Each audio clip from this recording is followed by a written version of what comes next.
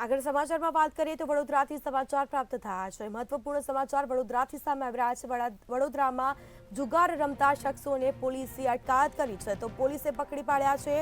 મકાનમાં જુગાર રમતા 7 શખ્સોની પોલીસે અટકાયત કરી છે। તો કાંતિલાલ દવે પોતાના ઘરે લોકોને બોલાવીને જુગાર રમાડતો હતો।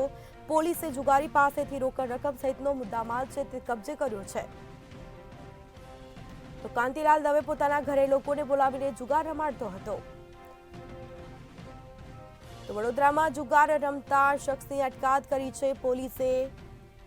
મકાનમાં જુગાર રમતા 7 જેટલા શખ્સોને પોલીસે દબોચી લીધા છે।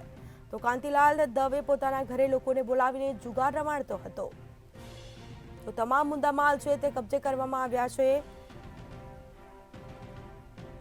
પોલીસે જુગારી પાસેથી રોકડ રકમ સહિતનો જે મુદ્દામાલ છે તે કબજે કર્યો છે। આ અંગે હાલ તપાસ શરૂ કરવામાં આવી છે।